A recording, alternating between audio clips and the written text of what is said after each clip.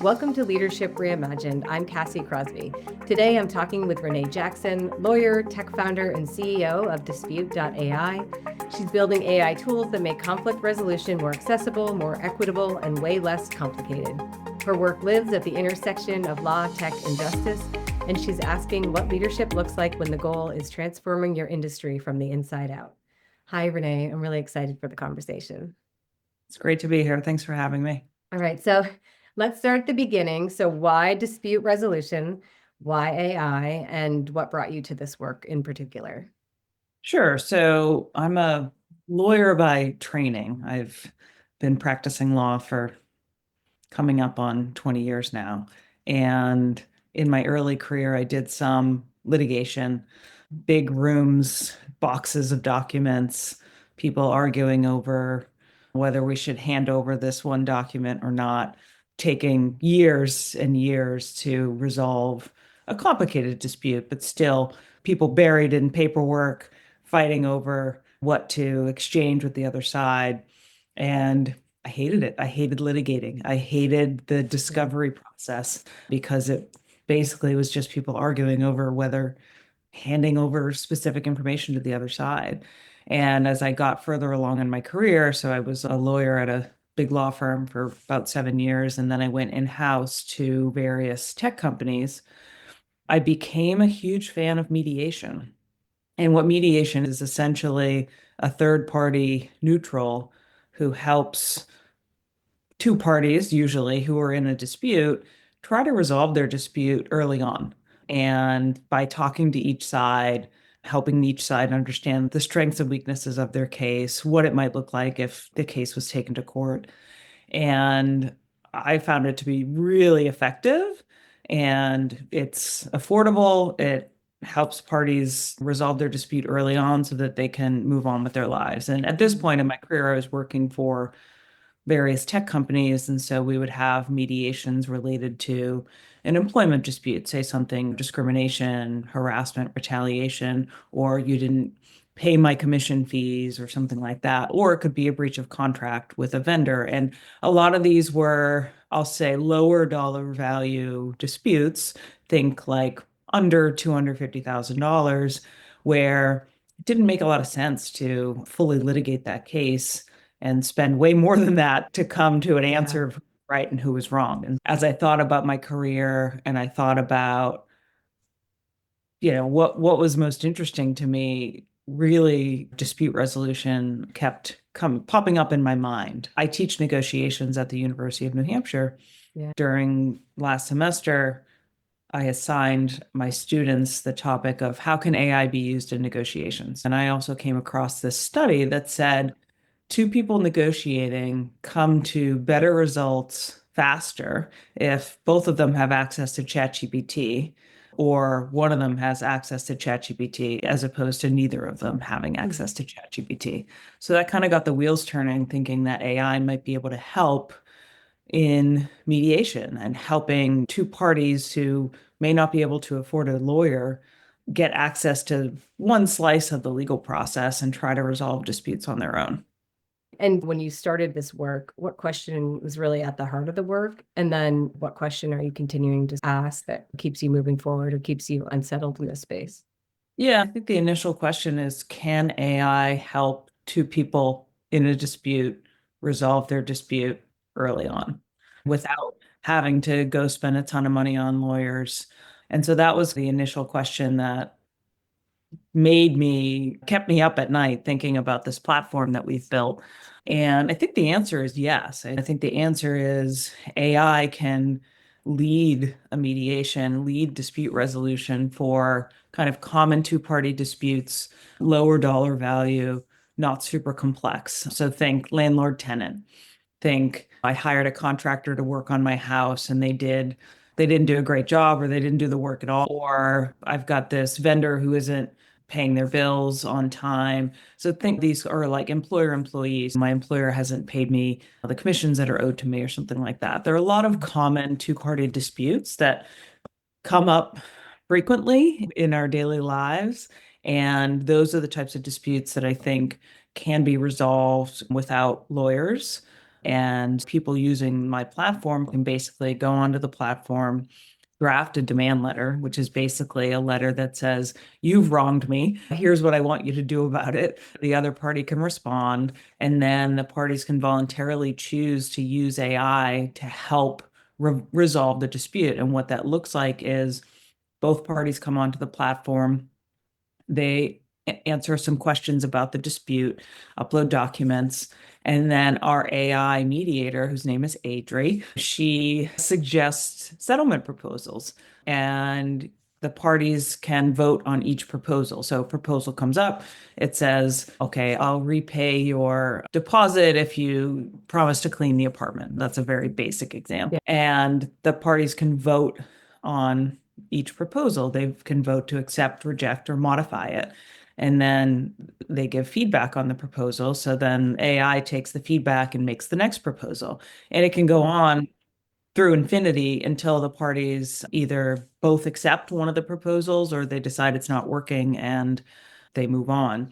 And so once both parties accept the proposal, it generates a simple settlement agreement, and then the parties sign it and are on their way. And all of this can be done in under an hour. Whereas in traditional legal processes, this could take months to years, not to mention tens of thousands of dollars to maybe hundreds of thousands of dollars, depending on the dispute. So the whole idea about the platform is the question was, can AI help resolve common two-party disputes? I think the answer is yes. And I think it also can do it much more affordably. It can do it 24/7 at any time. Yeah. It can do it in an unbiased way. And sometimes people shake their heads when I say that about AI because of all the stories about AI being biased. But the interesting thing about human mediators is they often have biases of their own because they've come up doing plaintiff's work or they've come up representing companies like I have. And so because of their experience, they tend to have biases as well. And the parties end up fighting over what mediator to choose. Yeah. There are weeks Yeah. of fights of which mediator to use because mediator A has come up representing plaintiffs, mediator B has come up representing companies. And so it just cuts through a lot of the BS of traditional mediation and gets the parties just trying to resolve their dispute rather than arguing over, are we going to exchange these documents? Which mediator should we suggest? Should we use? And so it just cuts through a lot of that and gets straight to the point. Yeah. I'm curious about I know I just can't help but think about the trust that people have in the AI space, right? Yep. There's some early adopters who are really fully on board, but I still think that largely people are in all different places in terms of how much they trust it, how much they're willing to use it. What are some of the barriers you're running into as you continue to develop?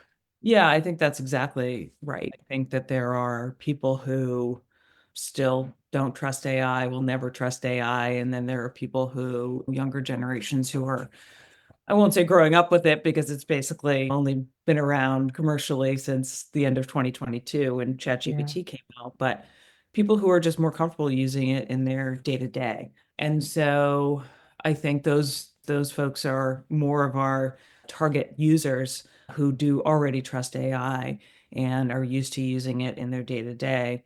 A couple ways we try to get over that trust hurdle for people who may be like, oh, I don't know if I want to use AI for something as personal or as emotional as a dispute are we have what's called freemium pricing. I worked in gaming for a while, and you think about any game you can play for free, but if you wanted to buy extra lives or buy certain outfits or whatever the case may be, you have to pay for those in the game. We have freemium pricing, meaning that it's free to try. And for the mediation, you only pay if you actually resolve your dispute. So basically, that's one way to get over the trust hurdle. There's no downside. We also access OpenAI through an API, and so they don't train their models on the data if it's accessed via API. At least with our platform, know that whatever you're putting in for your dispute information, OpenAI is not training its models on that.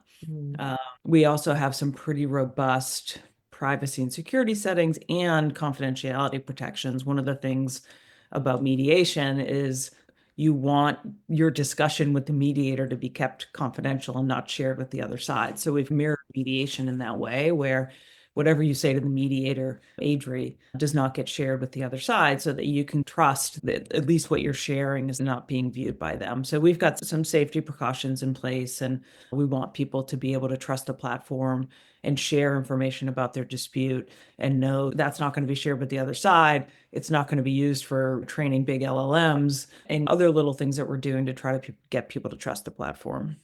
Yeah, yeah. So it's just interesting. You go from your lawyer, really dealing with people, to now building this platform. What part of you had to evolve to make all this possible?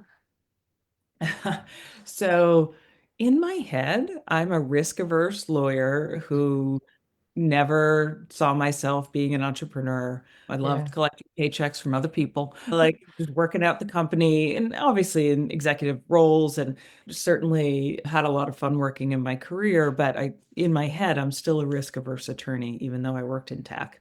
And so I think what had to evolve for me to build this platform is to think of myself as an entrepreneur. And what happened was I came up with the idea for the platform and I couldn't get it out of my head. And that has never happened to me in my career. I've always been happy to work on other people's ideas and get really passionate about them and help them grow their companies and help them protect their companies, obviously, as a lawyer.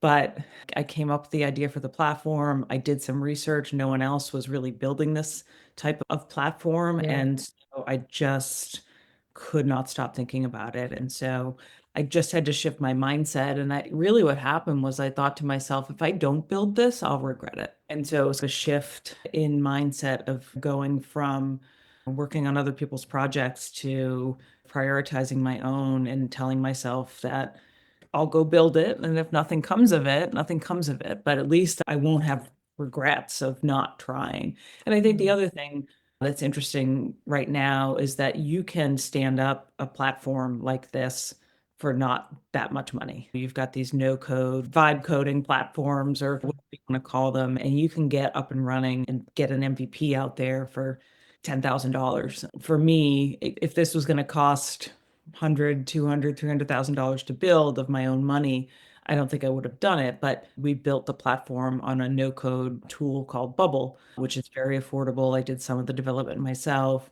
And so you're able to build these tools and test these ideas for not as much money as even 2, 3 years ago.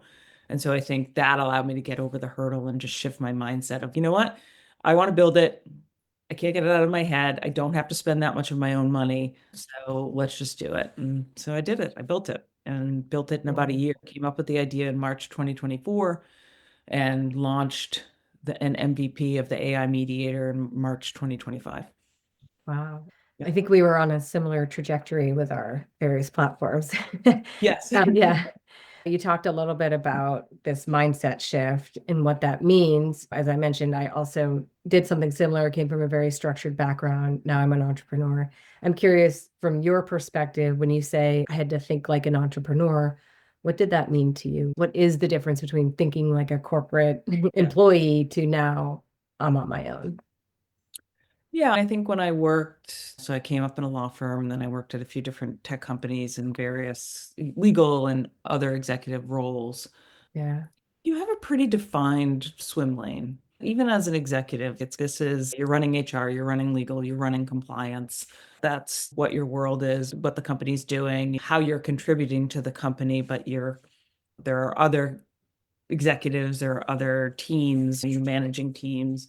And so yeah, I knew what my role was, even if it was always evolving and growing. At the end of the day, I knew what I was supposed to be doing for the company.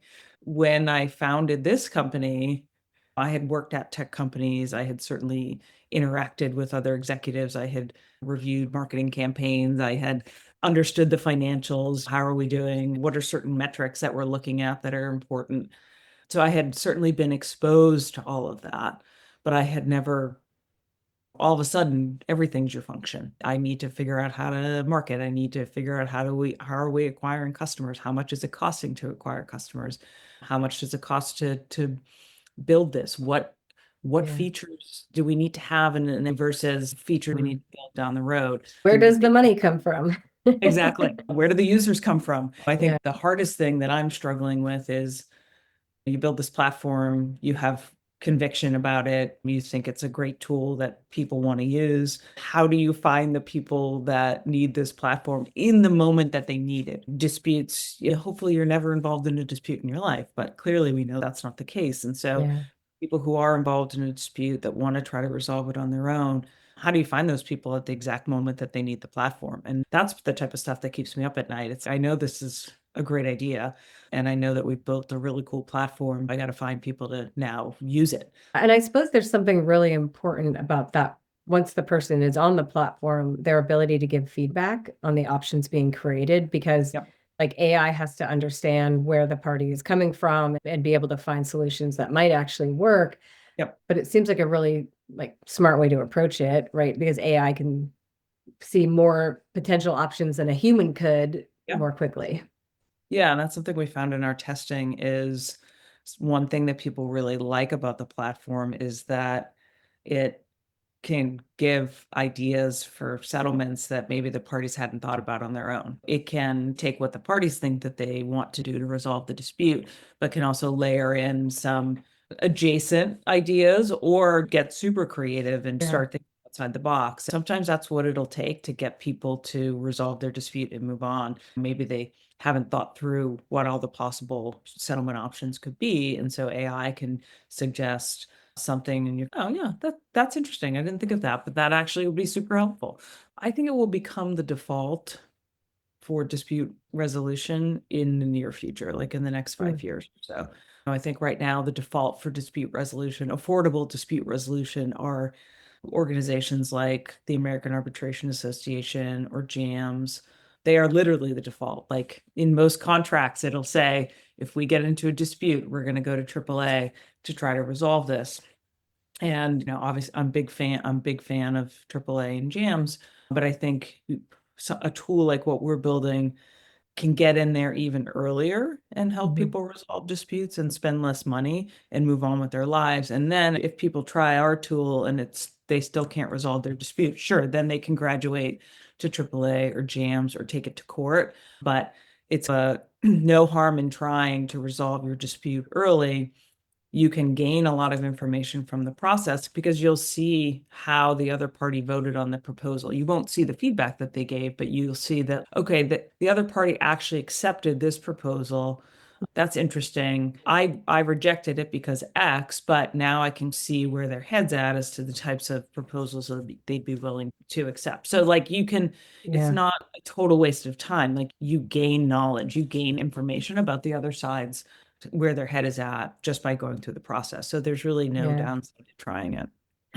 But there is something very human about mediation, right? About reading people and responding to changes in body language or shifts in energy, things like Yep. that.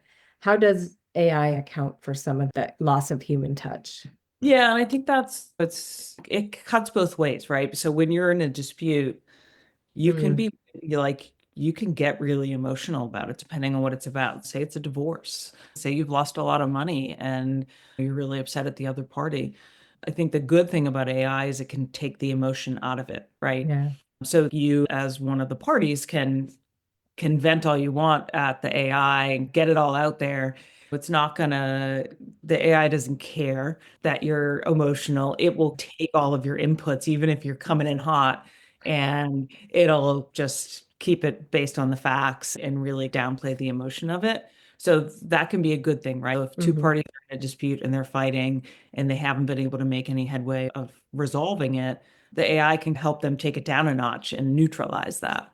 Yeah. On the flip side, I think there are times where you want the other side to understand how you feel about the dispute, about how what they've done has made you feel, how, its impact on you. I think that's the piece that we need to capture in the tool that we haven't been able to yet. Maybe Hmm. it's as simple as asking the parties like, how are you feeling today? Like that's the part that I think humans are better at. And we actually did a study in my class at UNH. We did 7 pairs of students negotiated with our AI mediator and 7 pairs of students negotiated with a human mediator. And that was the feedback. The feedback was that the humans were better at the emotional side of it, navigating that, making sure the parties felt heard. And so that's an area of improvement that we know that we need to work on. And AI may Yeah. never be as good as humans at that. And that's okay. It's not, We can only it is hope, not, right? yeah, yeah, There's exactly. not some need for humans in this world. Right. Yeah. We're not trying to put humans out of atmosphere. I think that it would be great if AI was good at that part, but I Yeah, think it has a long way to go. And that's okay. And that there are definitely limitations to the platform in that sense, but it could be yeah. a positive or negative depending on how you think about it. When we first met, one of the benefits you talked about, and I want to shift into this space a little bit, is just what was it about the industry? There was some discussion of accessibility and equity. So, what was it about the industry that really pushed you to think more deeply about this? Hiring a lawyer is really expensive. Yes, it Um, is. And honestly, like it can range from $200 an hour all the way. There are lawyers at big firms that are now charging over $2,000 an hour, Yeah. which is wild. And so it's not just that. You have to hire a lawyer, you have to pay court filings. If you did end up wanting to go to mediation, you have to pay a mediator. And a mediator can cost anywhere from $3,000 to $20,000 a day. The big piece for me is there are so many people that are priced out of the legal system because they can't afford to hire a lawyer. One of two things happens. You drop your claim, you don't pursue it, or you go to small claims court generally and try to represent yourself. And that's also hard, right? Representing Mhm. yourself, lawyer. It's really hard to represent yourself. It's not easy even how to figure out how to use the court's filing system. And if you think about it that way, there's a whole level of disputes that are being dropped or are being pursued by people who may be struggling with small claims court. And Mhm. so this tool is meant for people who can't afford to hire a lawyer, or maybe they can afford to hire a lawyer, but they want to try to not use a lawyer, at least initially, for their dispute. Yeah. And so it gives access to that one slice of the legal system. So mediation is one small component of a legal system that includes court, includes arbitration, includes state agencies that help people resolve their complaints or disputes. And so it's just trying to give access to one slice of the legal system. I actually am a huge fan of mediation because nobody wants to litigate. Like, even if you had endless amounts of money, it's time, it's energy, it's other resources. And so to me, it's the access to justice angle where if you can give people access to a part of the legal system that they've been shut out of for much less and make it quicker and seamless and less emotional and unbiased, that was genesis for the idea. Yeah. And I suppose there's an opportunity to free up legal resources for some of that bigger stuff. And like there are a lot of companies out there that are trying to replace humans with AI, and that's a whole other discussion, but Yeah. For that's another not day. us. We're not trying to replace human mediators. We think that there's a time, we're not trying to replace human lawyers. There is a time and a place to hire Yeah. $2,000 an hour lawyer or a human mediator. But we're trying to get the subset of cases that currently aren't being Mhm. mediated, aren't being pursued. We're not trying to put humans out of business here. We're trying to use AI tools to give more accessibility to these processes that a lot of people can't or don't even know about exist. And I think Yeah. what we've done is we picked all the best parts of mediation, what we think are the best parts of mediation, Yeah. and used AI and our expertise from being in the field for 20 plus years. And we've created a tool that it's not an exact replica of human mediation. It's taking what we think are the best parts, making it super efficient, making it affordable, and hopefully people can resolve their disputes start to finish in an hour or two.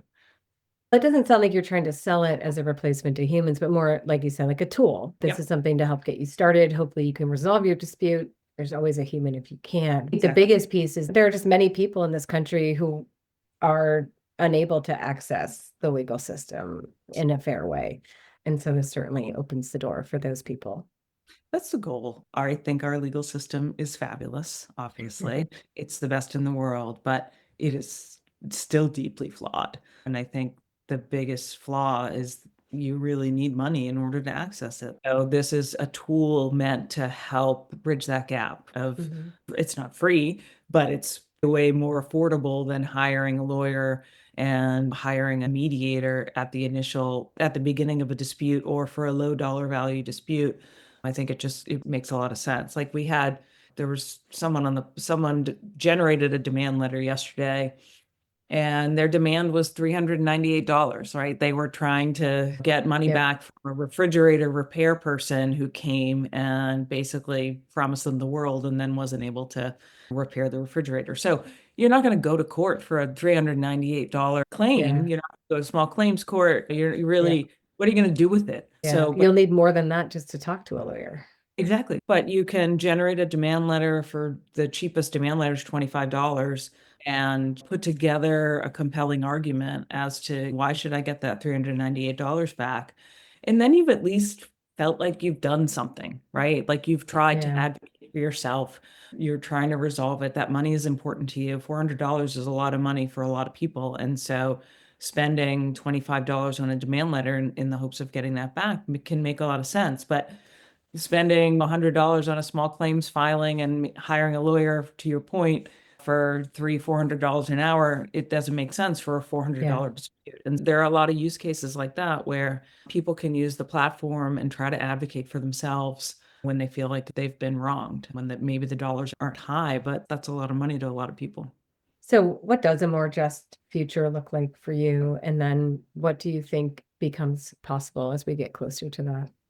Yeah, I think a more just future, at least in the legal field, in the legal industry, means more people have access to not just dispute resolution tools, but more people can access the legal system in ways that don't require a lot of money and feel like they can get justice for themselves, whatever the case may be, without having to take out a second mortgage or spend their life Yeah. savings or spend their retirement. Like to me, it means that people can get access to the legal system for a fraction of the cost of what it costs now to go hire a lawyer.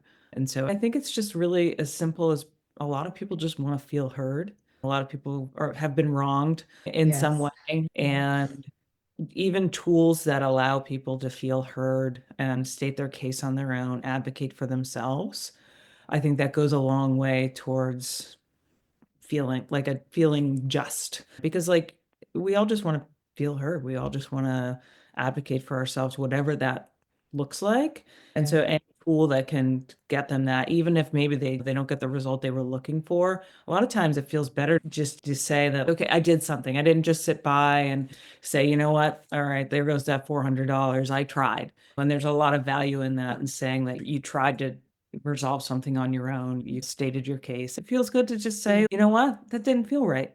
Sharing your story, I think, can go a long way. Yeah, definitely. And then what advice do you have for people who are maybe working inside a system where they see some things that are fair or inequitable? Where do you start to make change and then how do you get your voice heard?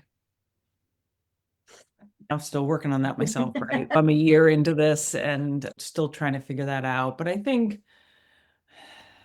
to me, I like to ask a lot of questions like, why is something like this, right? And if you get the response of this is just how we've always done it, that's when you know that's an area where maybe not just AI, but maybe just like a different way of thinking can be Mhm. really helpful. A lot of systems, the legal system, it's been around for a long time. Innovation can be slow in the legal field.